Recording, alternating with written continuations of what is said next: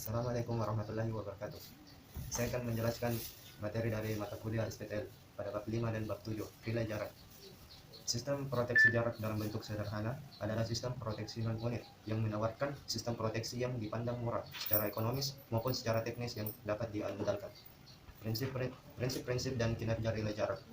Jika impedansi yang diukur lebih kecil dari impedansi saluran, maka letak titik gangguan yang terjadi boleh dipastikan akan berada antara lokasi relay dan batas zona capaian relay.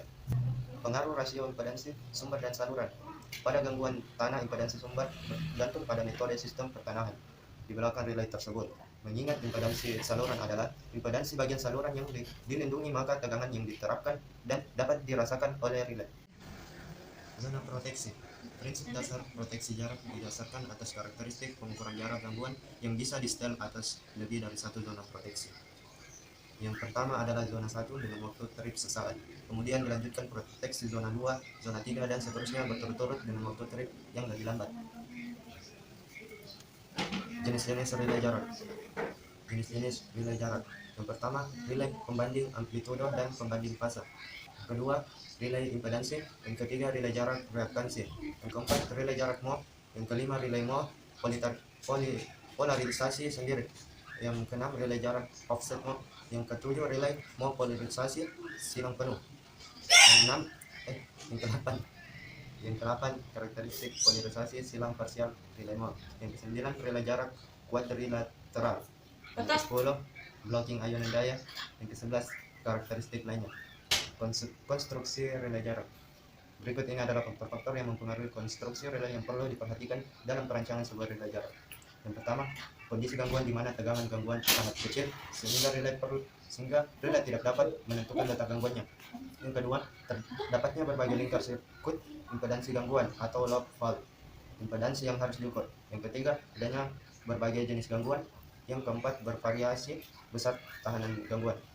Yang kelima, kesimetrian impedansi saluran di mana impedansi kawat bisa berbeda-beda.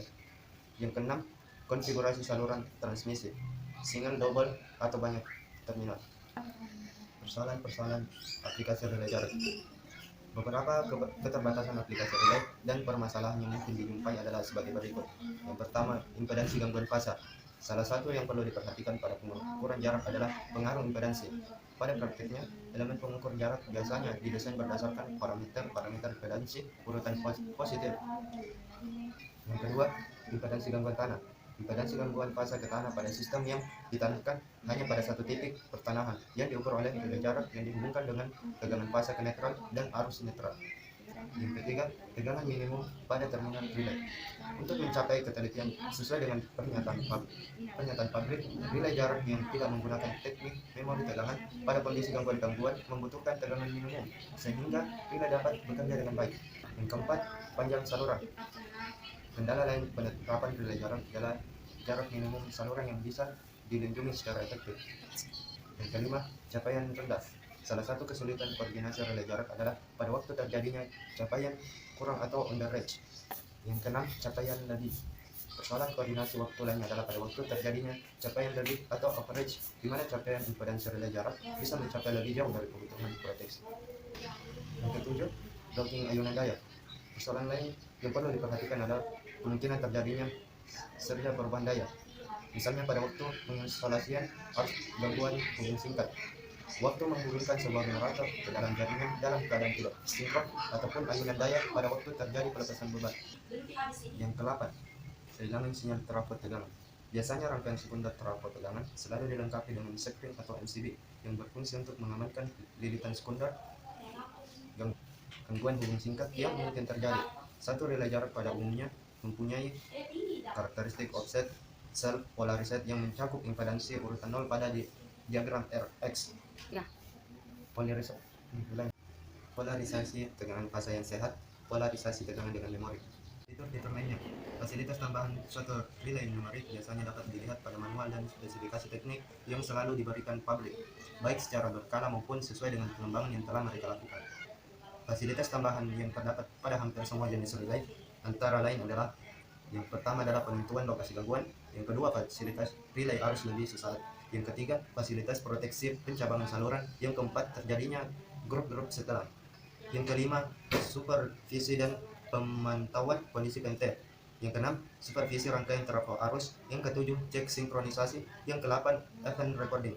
Dan yang terakhir, yang kesembilan, deteksi tegangan kurang dan tegangan lebih. Masuk ke bab 7, di mana judul babnya yaitu proteksi pada saluran kompleks. Praktiknya konfigurasi saluran transmisi yang banyak ditemukan adalah saluran-saluran paralel, baik yang berjalan pada menara listrik yang sama atau saluran lain yang berjalan paralel pada menara yang berbeda. Sistem proteksi pada saluran-saluran kompleks demikian ternyata perlu dipelajari dan perlu secara khusus dengan mengikut sertakan kehadiran berbagai parameter baru saluran transmisi sesuai dengan konfigurasi saluran kompleks tersebut. Saluran paralel. Proteksi diferensial merupakan skema proteksi relay jarak jauh pada saluran yang menghubungkan dua gardu induk di mana impedansi saluran hanya dicirikan oleh jenis dan ukuran konduktor yang digunakan. Bila dua atau lebih saluran transmisi dijalankan pada satu menara pendukung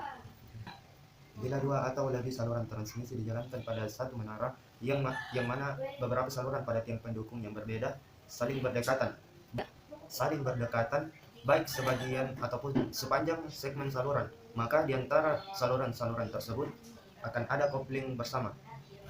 Kondisi spesifik lain di mana kopling bersama ini perlu diperhatikan adalah bila salah satu saluran tenaga tidak beroperasi dan kedua ujungnya ditanahkan secara sengaja, misal pada waktu pemeliharaan. Skema unit proteksi saluran banyak gardu. Skema proteksi jarak seperti yang dijelaskan sebelumnya yaitu pada jaringan lurus tanpa percabangan atau plain feeder boleh juga digunakan untuk proteksi jaringan T. Namun demikian penerapannya lebih terbatas dalam beberapa faktor, tergantung dari kondisi dan konfigurasi saluran. Penerapan skema blocking pada jaringan T berbeda dengan skema transfer trip seperti yang disebutkan sebagai berikut. Yang pertama, skema transfer trip caption rendah. Yang kedua, skema transfer trip caption. Yang pertama, skema transfer trip capaian rendah. Yang kedua, skema transfer trip capaian lebih. Yang ketiga, skema blocking. Yang keempat, pertimbangan kanal signaling. Yang kelima, skema blocking perbandingan arah. Relay jarak pada saluran banyak gardu. Saluran banyak gardu adalah saluran transmisi yang terhubung dengan lebih dari dua gardu, seperti saluran transmisi yang di tengah-tengahnya dipasangi cabang T. Berikut beberapa keadaan yang perlu diperhatikan dalam aplikasi relay proteksi, khususnya pada saluran banyak terminal. Yang pertama, impedansi relay dilihat dipengaruhi oleh arus input pada setiap titik percabangan yang terdapat pada saluran yang mau diproteksi. Yang kedua, pengaruh beban sebelum gangguan. Pada diskusi-diskusi yang sebelum dilakukan di atas, yang dianggap bahwa transfer daya listrik antara ketiga gardu jaringan T persis sebelum gangguan adalah 0. Yang ketiga, pengaruh arus gangguan yang mengalir keluar dari satu gardu.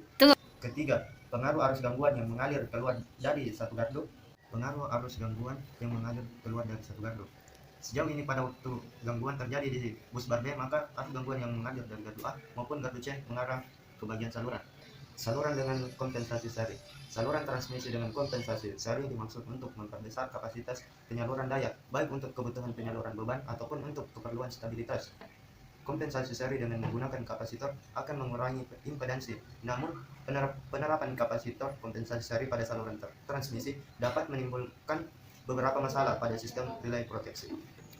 Terima kasih, itulah yang sempat saya jelaskan dari materi STT ini. Kurang lebihnya mohon dimaafkan. Assalamualaikum warahmatullahi wabarakatuh.